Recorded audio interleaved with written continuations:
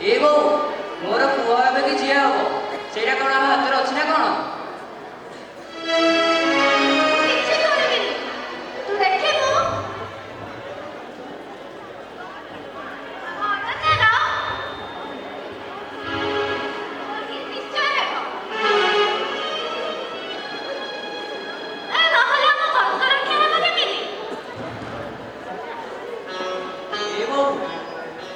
ଏମିତି କହିଲେ କେମିତି ହବ କହିଲୁ?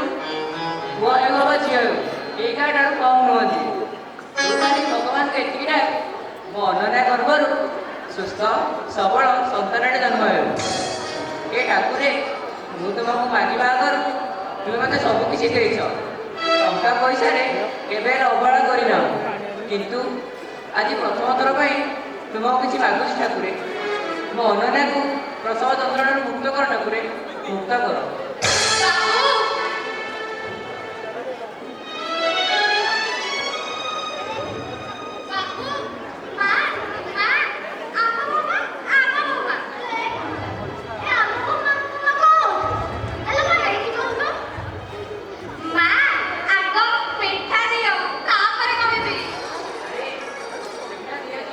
କଣ ଏଇସବୁ ହବ?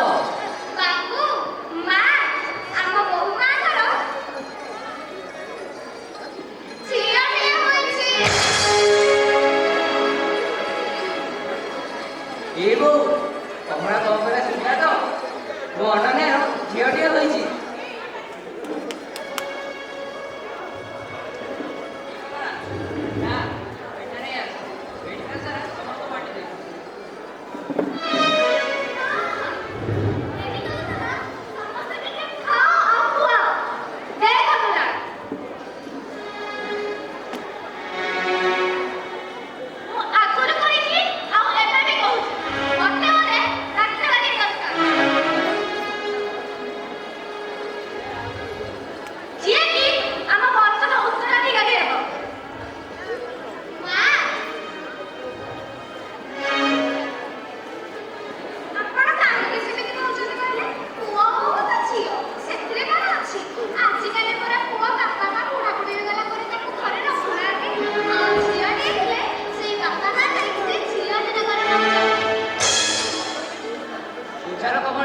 ମୋ ମାଆକୁ ଟିକେ ବୁଝା, ତା ମନରେ କଣ ନାଚି ମୁଁ ତ ବେଶୀ କେଜାଣି କାହିଁ ନାଚି ନାଚି ବସୁଛି।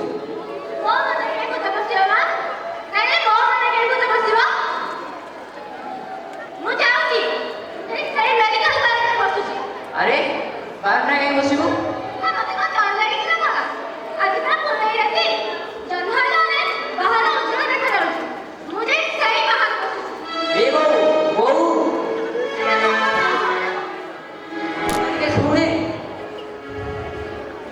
ଶୁଣିବନି ଆଲୋ ଏ କମଳା ମୋ ଅନନ୍ୟା କେମିତି ଅଛି? ମୁଁ ଭଲ ଭାବରେ ଜାଣିଛି ବାବୁ, ଆପଣ ବୋହୂ ମାଆକୁ କେତେ ଭଲ ପାଆନ୍ତି। ବୋହୂ ମା ତ ଭଲ ଥିବେ, ଦେଖିବେ ମା ଝିଅ ଥିବେ ସୁସ୍ଥ ଥିବେ। ଏଇ ତ ଡାକ୍ତରାଣୀ ଆସିଲେଣି। ଡକ୍ଟର ମୋ ଅନନ୍ୟା କେମିତି ଅଛି ଡକ୍ଟର?